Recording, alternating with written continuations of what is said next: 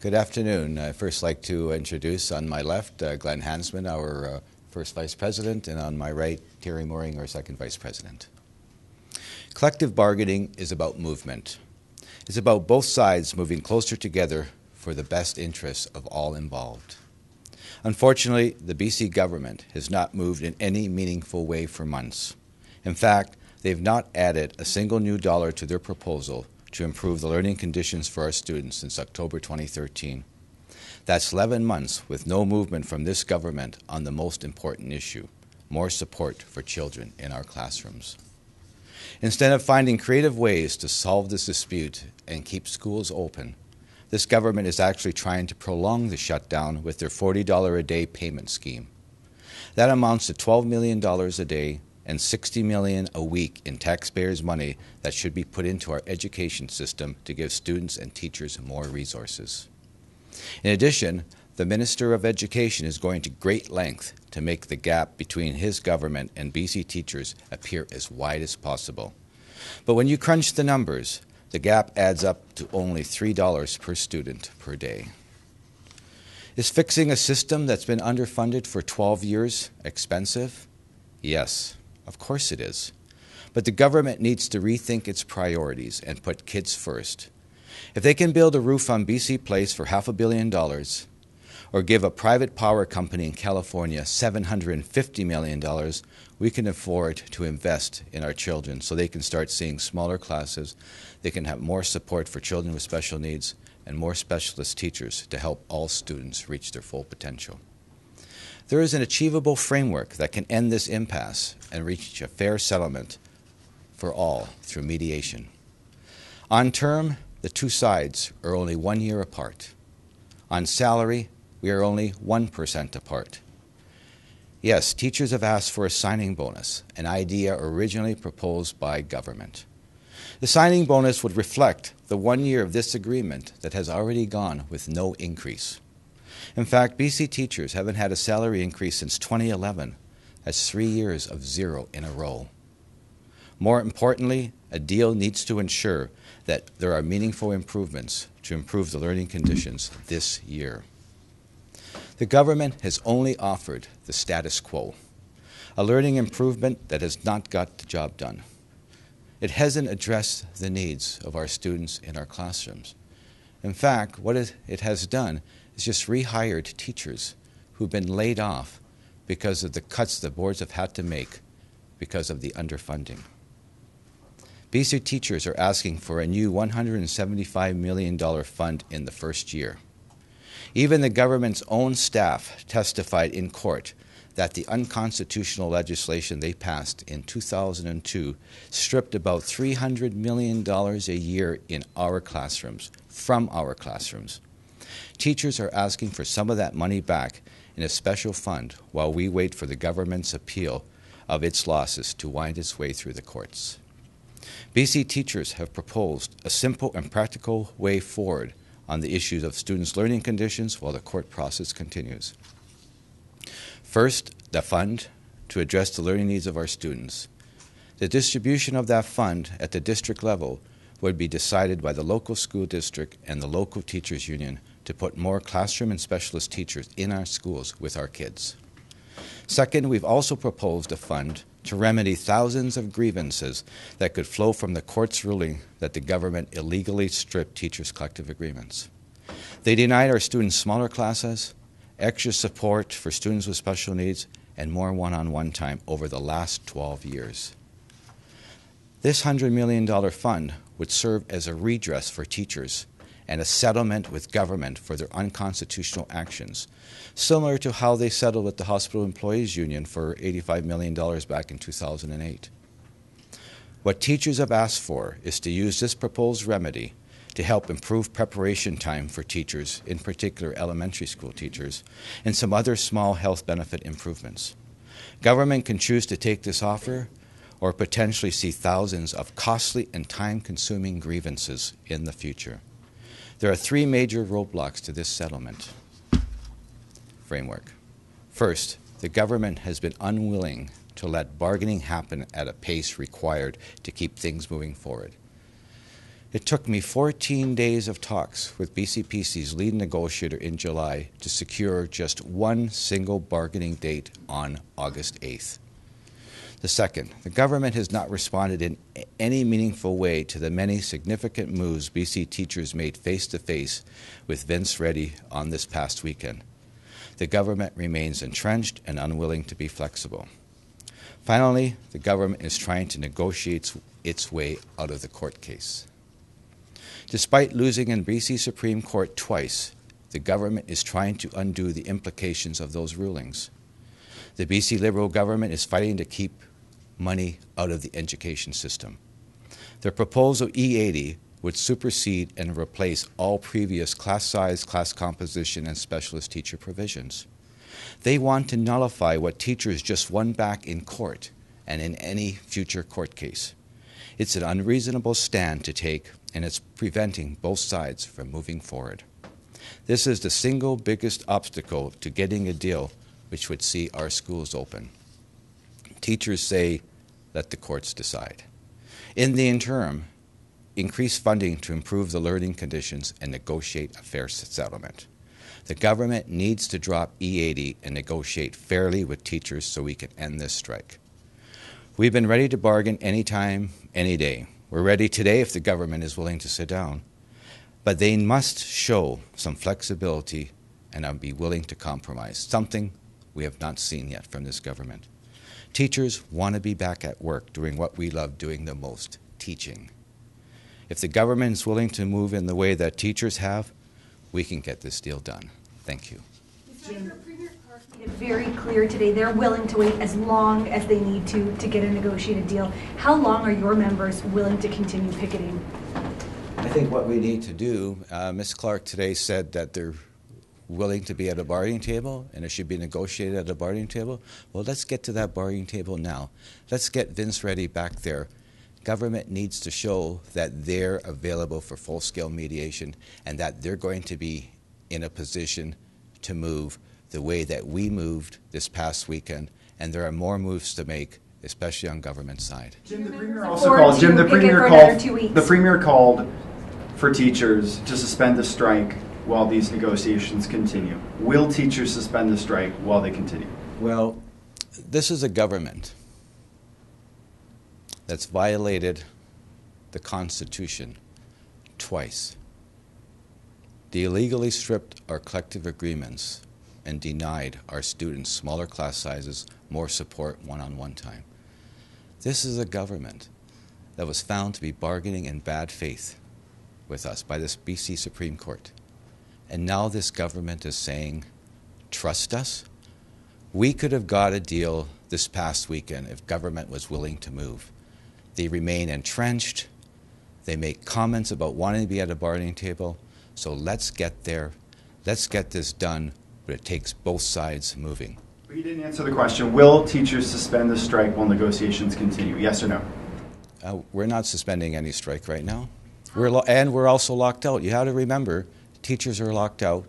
What we need is a negotiated deal. We need government to enter into full-scale mediation. That's something they haven't done. We had all summer to get this done. Why weren't they ready? How long can teachers afford to continue picketing, and will you put it to a vote? You know the vote we want? We want to bring the ability to bring a deal to our members so we can have a ratification vote. That's the vote our members really want. A vote to ratify what's considered a fair deal for them, which includes better supports for our students. That's the vote we need. The way we get that is by being at a table, being in mediation, government coming to that table, giving their team the flexibility and resources to get the deal done. That's the vote we all want. We've talked to people who have like $6 left in their bank account. We've talked to teachers who say they have $6 left in their bank account. So, you know, how long can people last? You know, the whole issue of, you know, the financial struggles that some of our members are facing, you know, we cannot deny that. Absolutely. And our members are standing strong, and they are resolved. they're on picket lines when they would rather be in the classrooms teaching. And there are picket lines knowing that they're not getting any pay, and some of them are suffering, and we care about that, and we try to deal with that. And they know they're not getting any strike pay. And they're still out there because they know this is about our students now. They know this is about our classrooms in the future. It's been 12 years, $1,000 less per student than the Canadian average. We're second worst funding across Canada. I know that's shameful. Our students deserve better.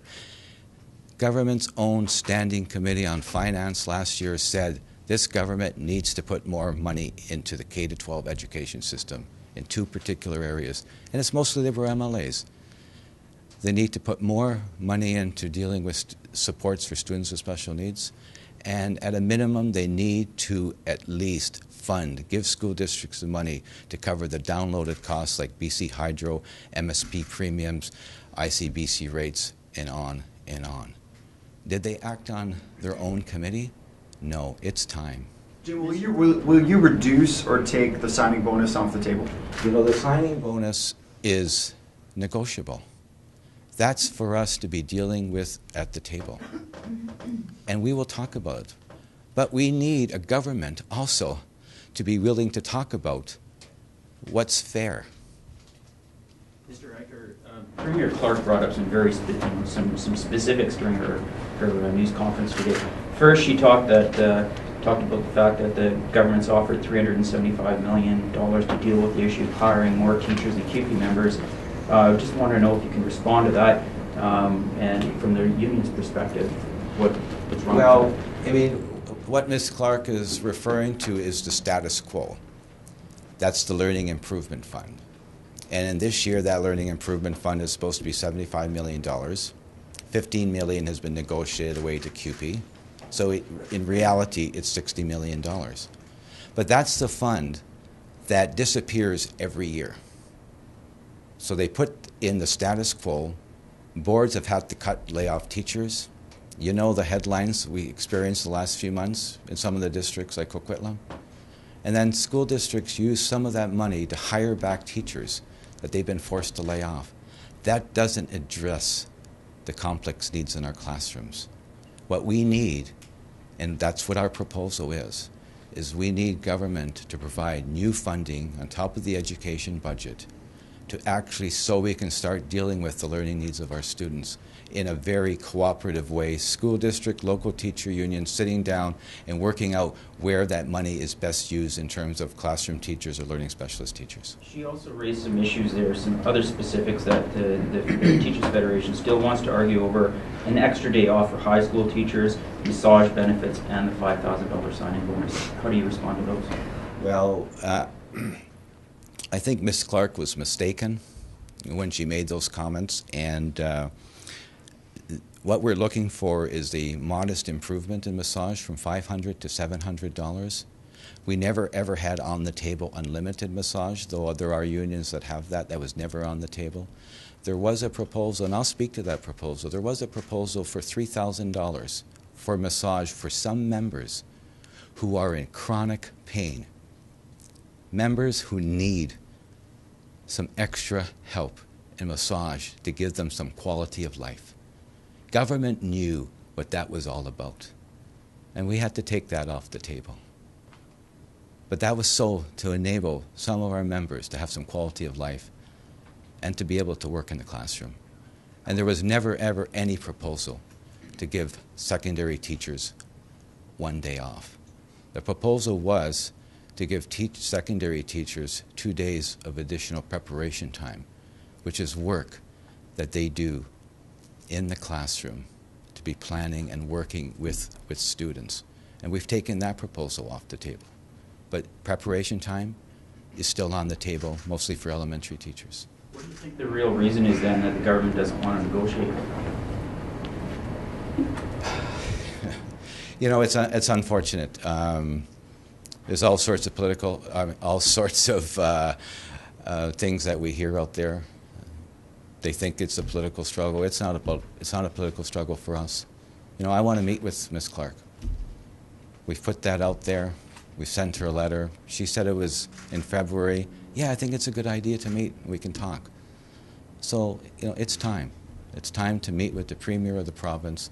Let's talk about the issues. Let's talk about the bargaining table and how we can get it resolved. So I'm putting that back out to Ms. Clark. Mr. Iker, Premier Clark said that the biggest obstacle was wages and benefits, and if you can get that out of the way, get that negotiated, you can move on to class composition. Is your membership willing to talk about those things first so that there can be movement? Again, that's kind of this trust us. We've made moves. We've made moves when we had class size limits on the table, which we took off and said, let the courts deal with it. Let it wind its way through the courts. We made significant moves in our wages back in June. We dropped it to 8% over 5. They're at 7% over 6. Significant moves.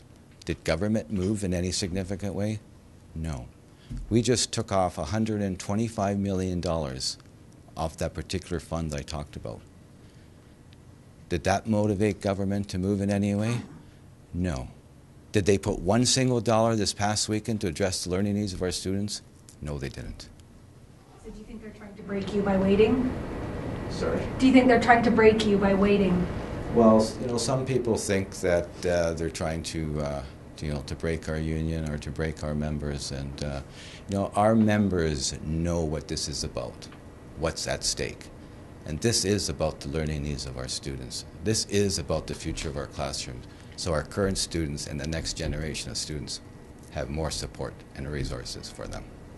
Mr. Iker, do you think an arbitrator could help you to solve the dispute? Sorry? Do you think an arbitrator could help you guys to solve the dispute? Well, we have Vince Reddy as a mediator, and arbitration is always a possibility through the labor code. Something that we can consider on some aspects of the of what we have on the table. So we don't rule out the options that we have because we want to get a deal. We want to negotiate a deal, but it's got to be a deal that's fair for teachers, and most importantly, improves better supports for our students. One of the points that Mr. Fassbender continually brings up is that the government has to hold the line on finances. What can you do as a union to address those issues? I think we've been addressing those issues at the bargaining table. Even the way we've laid out our proposals, we've spread them out to minimize the cost in any particular year.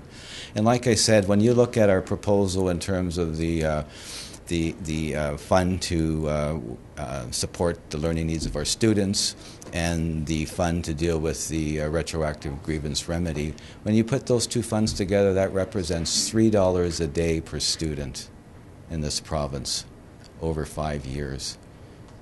They have $40 a day right now to keep kids out of school. It's about choices. It's about making education a priority. And this government actually put money into the budget in terms of contingencies and surpluses in this year that just went by and the next 2 years. So there is money, but it's about choices. They've chosen to put their money elsewhere. I named two, the roof, BC Place roof, beautiful roof. It leaks. And California Power. Minister Bennett said $750 million for a private power company in California to settle the dispute is good for British Columbia, is a good deal. While we say $225 million that we've proposed to start addressing the learning needs of our students, that's a way better deal for British Columbians. Thank you. Class size and composition seems to be the biggest issue here. As this goes on, does there come a point where you water down some of your expectations with regard to that? Does there come a point where maybe the financial pressures on your members just gets too much and some sort of a middle ground would you make any way on that front? There is always a middle ground. We've been trying, and that's why we've moved so much in terms of the middle ground. That's why we moved away from our class size, class composition, specialist teacher levels and limits. And we said, let the courts decide. This government, the Supreme Court of British Columbia ruled that this government violated the Constitution. It restored those provisions that would have had smaller class sizes for our students. Government had a choice: give school districts the funding to implement that, We could have worked out a way, whether it would have taken a few months or a year to do that. Instead, they chose to go after a stay. So right now, we're stayed from implementing those provisions. So, okay, we know the courts. Courts may take another year, 2 years, or even longer. And so we said, all right, let's set that aside, let the courts deal with it. We're okay with that. But in the meanwhile, our students need more support, need more teachers working with them in the classroom. And so that's why we proposed the education fund. So is that negotiable? Absolutely. Has government even put a single dollar of improvement to try to negotiate that with us? They haven't. Bargaining, give and take, it's not all about the BC Teachers Federation, our members continually giving while government takes. They have a responsibility too, and that responsibility is to bargain fairly, to compromise, be flexible, to get a deal so we can have our teachers and students back in schools. I know I said thank you. There's a couple more questions. I'll take that. Just sort of because you mentioned Vince Reddy again. I mean, he obviously walked away from the table. He didn't sort of say one side or the other was, you know, in the wrong. Are you seriously thinking that there's a chance of getting that going again? And I guess how do you do that? Absolutely, there's a chance. I mean, we just heard the Premier of the province that said it's best to get a negotiated deal at the table. They're willing. Well, you know, let's make that happen then, because Vince Reddy is still tuned to this dispute. And, you know, we're in conversations with Vince Reddy, and, you know, we have to find a way to get the deal done. But it can't just be the BCTF trying to find that way. We need some movement, some proposals also from government. And of course, Mr. Reddy is not going to blame one side or the other because he's a mediator, he's neutral, he's been, you know, seized to help get us a deal. And we're hoping that he can get us that deal sooner rather than later. But we know it's about both sides giving and taking. How do you, within that then, because this seems to be one of the big issues here, is that the general public doesn't really trust what either side is saying, with all due respect, and I'm sure you know that. I mean, short of actually having somebody like Vince Reddy who's been there come and say, hey, actually I can tell you this is who's telling the truth and this is who's lying. How do you convince people that you're not just saying the same thing again and again and again? Well, you know, I am saying a lot of the same things. You've heard some of this. And, you know, the new thing that I started saying a few days ago was that it spent 14 days, right, between July 16th and July 30th. That's not a lie. It's the truth. And what I have is my word on that. And, you know, I can see some of the cynicism sometimes with the public, and maybe we're in the media too much. And because maybe we should be bargaining rather than being out here. So one more question. Will members be given a chance to vote on whether to end the strike or to suspend the strike? I think I answered that question earlier. And you know, what our members really want is a vote to ratify a deal at the bargaining table. And, you know, we always go to our members. It's our members that made the decision to go on strike, and it will be our members who will make the decision to go off strike. Jim, can I just ask but we want a negotiated deal. Did it seem like the Premier was kind of goading teachers today? That was the feeling some people had watching it. What was your sense? I'm not going to make any comment on that. Thank you.